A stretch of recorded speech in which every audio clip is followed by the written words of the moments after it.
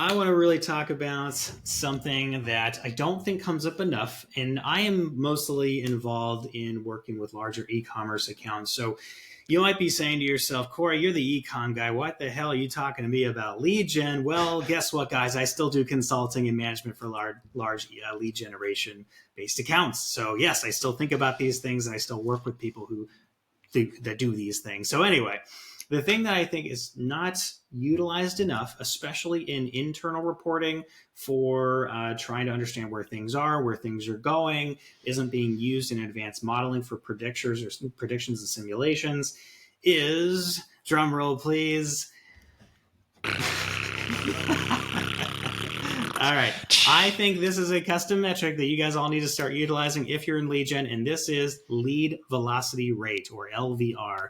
Think of this as a speedometer, right? So we all drive something, bicycles, cars, whatever. If your bicycle has a speedometer, this will be relevant for you.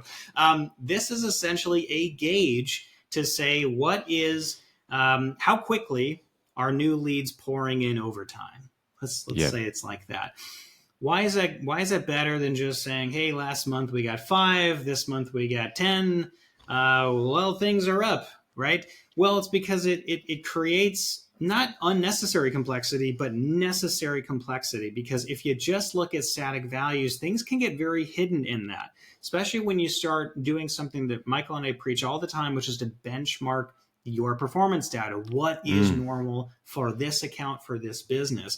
Using LVR, again, this is your lead velocity rate. This is going to help you assess essentially and understand the speed at which your pipeline is growing. Now, especially for larger lead generation businesses, this is a crucial metric because we don't want to just see the size of the pipeline. That can be very deceiving. We want to see the velocity and how that's changing over time, especially how and as that relates to the changes that we're making or events that happen in the business. This could be you upped all the budgets. You went from $10,000 a month to $20,000 a month in spend. You started advertising on Facebook for outbound brand awareness, whatever it is. If you can measure this with lead velocity rate, you can get a lot more clarity and transparency as to whether that pipeline is growing, if it's moving in the direction you want. It gives you ideas around directionality. So instead of me just going on a whole tangent about this, Michael, any initial thoughts? What do you think about this metric? Mate, I think it just really depends on the industry. I've got a property development lead generation industry, our main company, and in that industry, it's more important than anything else because you're trying to sell a high ticket, like a very high ticket, things that cost multi-millions of dollars. The sales pipeline velocity, not only from the lead perspective, but also the sales perspective as well, is when businesses are holding costs, large costs as well, you want to have the ability to get leads faster and sell those leads faster because then you can recoup your costs and then close projects off earlier. Because sometimes with businesses, if they do have a deadline, if you're holding that project for another 1, 3, 5 months, it could be costing you hundreds of thousands of dollars more in just holding costs and ongoing costs rather than closing that gap. So that's in terms of my experience with the property market and direct experience doing sales and lead velocity pipelines. But even just for a business ongoing now, it's like if like an evergreen business constantly going, it's like you want to know these things so you can actually forecast team and resources appropriately because we've got so many clients that they start with us, we get them hundreds of leads. They can't keep up with the leads.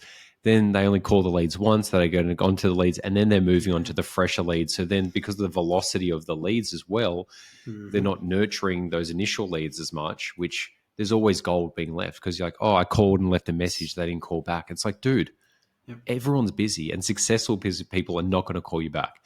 That's on you. So even that velocity as well really comes from, needs to shift the business structure and resources from their sales pipeline or sales teams processes. Anyway, that's me ranting a bit. What are your thoughts on that? 100%. 100%. This is exactly it. This is a big talking point with this is the capacity. This helps you assess capacity. And like, if, it looks like things, because this is a trend metric. If we want to simplify, it's a trend metric. You're trying to see lead acquisition over time as opposed to just like this one-time static value. That helps for projections. That says, it seems like we've been going up 20%. The LVR keeps going up 20% over the last 3 quarters. Do we have the capacity in the next 6 months if it keeps going in that direction? hugely valuable, especially for small teams that don't have a lot of employees or resources here. That is really, really consequential. So yeah, it's a great point. Definitely Yeah. need to be tracking that. It does help with understanding capacities to actually fulfill whatever you're offering. So This big, is the thing. It's like, and it's really taking a step back rather than being like, because with our clients at MarketLead and Stratosphere, I know when we run ads, we get a lot of high quality leads.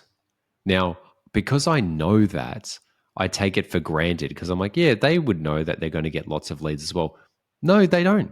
Most times people are coming because they're getting no leads or few leads, either doing it themselves, not doing anything, doing it themselves, or doing it with an agency. When they come to us, we flood them with high quality leads. And it goes from like, and this isn't humble brag, it actually creates another problem with the clients because then they go, guys, we can't manage this many leads. Can you pull the ad spend back? So it actually costs us money because we do a percentage of ad spend. So then when we're pulling the budget back, we actually pull back our management fees as well. So you've got to really recognize that if you are really good at what you do, you need to flag with clients like, hey, are you actually prepared for a high volume of leads? They might be like, yeah, like they go from, like you said, 10 leads to 20 leads. I'm like, no, we're going from like 10 leads to maybe like 300 leads a month. They're like, what? We're our cost, but like we've got a client at the moment who, before they worked with us, they're selling something from $50,000 to $200,000. They were only getting about 18 leads per month, spam leads, most of them as well from Google Ads. Month one and continued on. Well, month one we hit 350 leads every month since it's been 250 leads. That's a very different experience for their team. They've had to hire team members and sales members. Like they're not. I wasn't expecting that. But as time goes on with the lead page or the landing pages that we do and the advertising we do, that's more normal now. And I recognize with the velocity part, it's like you've got to tell people, hey, like, do you actually have the capacity to even just call the leads in an appropriate timeline, but then follow them up with an appropriate amount of follow-ups, being it a few calls on the first day, a few calls in the next few days, an email follow-up, all these other things as well. So yeah. it's, yeah.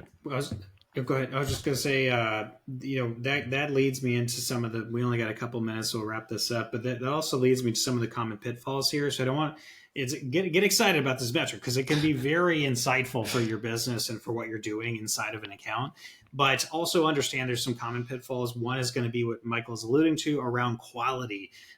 Velocity could look great, but if that's all junk spam stuff, that's not actually a good sign. So make sure that you are assessing that in the context of quality. Are you growing the client's bank account? If not, you're not being successful. That is always important, right? So velocity could look great, but it can be deceptive, just like click-through rates, just like conversion rates, whatever.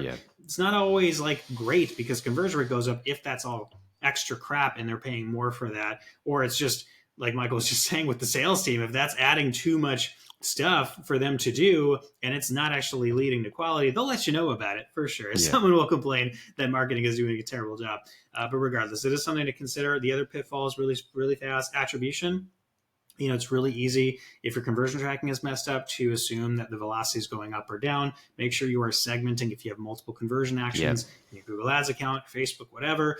Make sure you are looking at that appropriately. You're not just like aggregating all your conversion tags together and saying the velocity is going up. You might be completely incorrect. And use also proper tracking. Like I was saying, use proper tracking. Use Google Sheets on a simple level. Export your data, get it like with live APIs, make sure you got your Google Tag Manager set up. Make sure that when you're getting leads through, they've got UTM tags on them, multi-step approaches. Like this is where, once again, it comes to the data attribution side, man. Like we know that. We always know we're leading to that. But the reality is this is how you win the game now. It's not just like, what's the next best Google Ads hack or Facebook hack? It's like that stuff's good for the front of the line, but if that's good for getting leads, but what's good for getting money is the data side. Yep, exactly. All right. Nice. So that's pretty much it. I think the only thing I mentioned is just don't be short-sighted with this. It is a trend-based metric, diagnostic metric. Don't be short-sighted just because LVR went up 1 month. Look at things in the context of a larger window. Again, this is a directional metric. Are things going up? Are they going down? Don't be overly worried just because LVR went down a little bit, 10, 20% in a month. figure out what the normal range of LVR variance is. Is plus 20% really bad? Is that really crazy? Or is it more like, usually as long as we're plus minus 40% on a month over month basis or quarter over quarter basis, we don't have to worry. Always make sure that you're not being short-sighted in your analysis there. And that's it.